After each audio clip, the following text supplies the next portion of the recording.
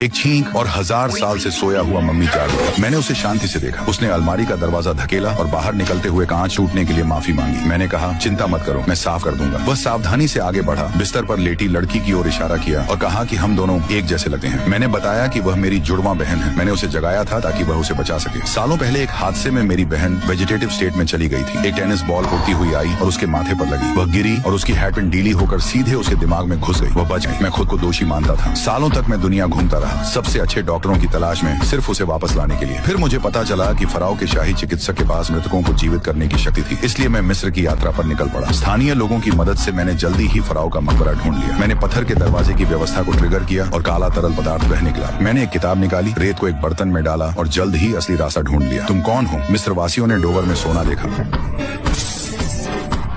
मुझे सिर्फ अंदर के सार्कोफेगस में रखी मम्मी की परवाह थी। जैसे ही मैं उसे खोलने वाला था, किसी ने मुझे रोका। फराओ का मकबरा खोलना पाप है, इसके लिए तुम्हें फांसी हो सकती है। क्या ऐसा है? और उसके सोने को लेने के लिए? नहीं। जैसे ही उसने बात खत्म की, उसके गले का आभूषण जीवित हो गया, कसता चला गया और उसे सीधे स्वर्ग भेज दिया। उसका साथी कुछ पलों बाद नरक पहुंच गया। मैंने ताबूत खोला, लेकिन जश्न मनाने से पहले पीछे एक फौज आ पहुंची। उनमें एक गद्दार था और हमें पकड़ लिया गया। लेकिन मैं घबराया नहीं। सिगरेट का कश लेते हुए मैंने अपना लाइटर तेल से भरी जमीन पर फेंका और बिना पीछे मुड़े ताबूत की ओर दौड़ा। ताबूत नीचे सरका और मैं भूमिगत नदी के साथ भाग निकला। अचानक ही इस निकटता को माफ करना, मम्मी को कसकर पकड़े हुए। इतनी मेहनत से मम्मी को वापस लाने के बाद अब मुझे किसी ऐसे व्यक्ति की तलाश थी जो उसे जगा सके। वह व्यक्ति थे प्रोफेसर जा। वह प्राचीन मिस्र के विशेषज्ञ थे। 16 साल की उम्र में फिजिक्स की डिग्री हासिल की और 51 साल की उम्र तक जीवन का रहस्य खोल चुके थे। आत्मा मौत के बाद भी जीवित रह सकी है। उस दिन वह घर पर प्राचीन मिस्री मंत्रों के साथ प्रयोग कर रहे थे जब गलती से उन्होंने एक प्राचीन जीव को जीवित कर दिया, एक टेरोडैक्टिल। इससे भी बुरी बात, उनकी आत्मा और चेतना उससे बंध गई। जब टेरोडैक्टिल ठोकर खाता तो वह भी ठोकर खाते। लेकिन टेरोडैक्टिल का दिमाग बहुत शक्तिशाली था और उसने जल्दी ही उनके नियंत्रण से खुद को आजाद कर लिया।